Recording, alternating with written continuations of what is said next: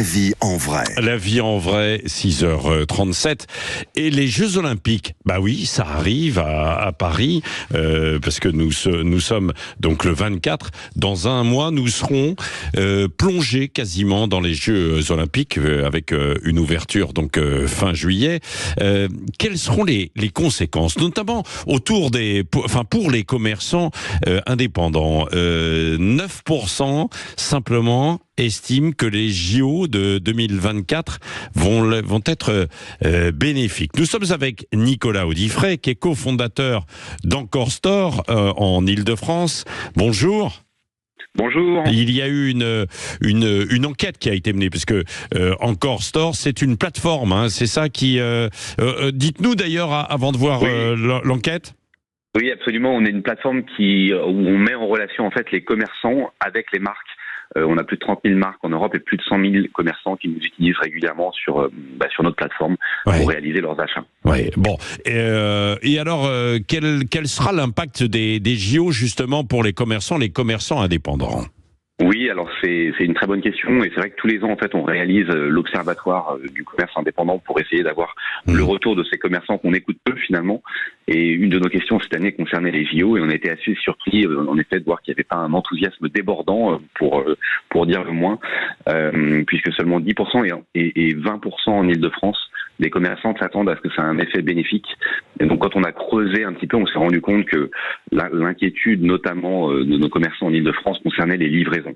Est-ce qu'ils vont pouvoir être livrés des produits? Est-ce que les clients vont pouvoir accéder facilement à leur magasin?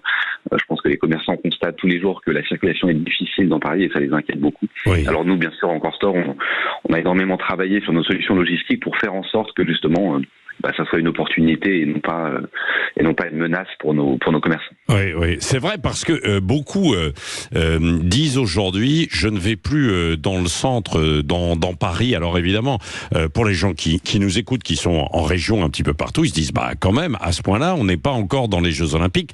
Sauf qu'il y a énormément de conséquences, et que c'est assez compliqué pour se faire, pour aller circuler dans Paris, et pour les artisans, les commerçants, d'aller livrer, d'aller travailler tout simplement, hein. Absolument, et c'est vraiment la raison principale pour laquelle il y a une inquiétude par rapport aux Jeux Olympiques. Encore une fois, je vous dis, on travaille pour apporter des solutions, mais il faut reconnaître que cette crainte, elle est là. Oui. Alors, quelles sont les solutions? Les solutions, c'est de travailler sur la dimension logistique.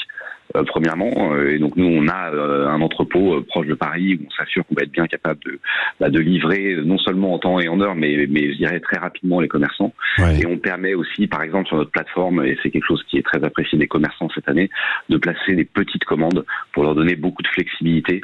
Alors que souvent dans le commerce de gros, on va dire, c'est des très grosses commandes qu'on demande aux commerçants de passer, et donc ça leur fait prendre des risques de cash. Si je passe une très grosse commande et que j'arrive pas à la vendre, ça me met en difficulté. Nous, au contraire, on leur permet de passer des petites commandes très régulièrement, pour qu'ils soient flexibles et puis qu'ils puissent adapter leur stock, leur niveau de stock au niveau de clientèle qu'ils ont dans leur magasin. Oui, c'est ça. Mais alors, on parle de quel commerce, quel type de commerce ça? Des commerces d'alimentaire, quoi, principalement, j'imagine. Non, pas principalement, notamment, mais on sert tous les types de commerce que vous avez dans votre centre-ville, que ce soit de mode, pour enfants, les concept stores, les épiceries, en effet, vous avez raison, ça reste très important, mais y compris les magasins qui vendent des cosmétiques. Donc on sert une gamme très large de commerce sur notre plateforme. Oui, bien sûr. Et là, il y a ce doute, quoi. Bien sûr. Est-ce que vous avez pu vous appuyer sur des événements pour justement mener votre enquête, et puis d'autres événements qui ont eu lieu ailleurs, montrant que lorsque il y a un grand événement dans une ville, c'est perturbé, mais on réussit quand même à s'approvisionner? Oui, on sait que généralement, et c'est pour ça qu'on a été un peu surpris par la résultat de l'enquête, quand il y a des grands événements sportifs, notamment des coupes du monde de rugby, des coupes du monde de foot, ça pousse la consommation.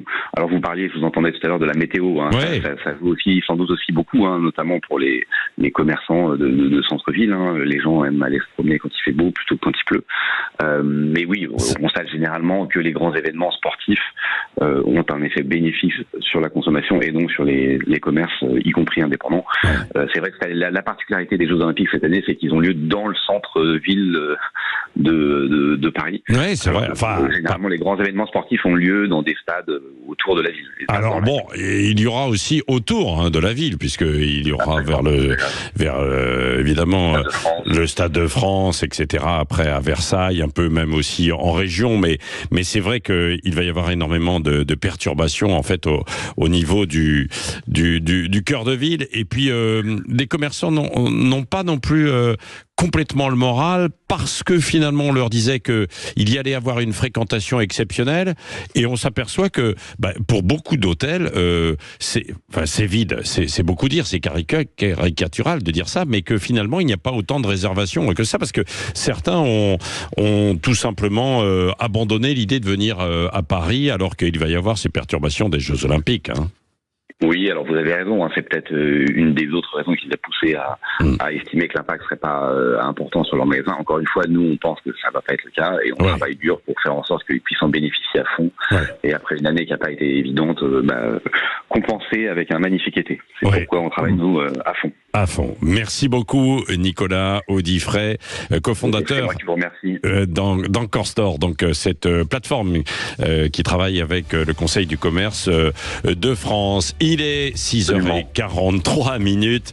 Merci d'avoir été avec nous. Dans un instant, les grands titres de l'actualité. Est-ce qu'on marche sur la tête aussi, avec une question autour de cette campagne cette campagne évidemment électorale, et puis la conséquence éventuellement aussi des épargnants, la dissolution de l'Assemblée nationale. On va voir ça ensemble.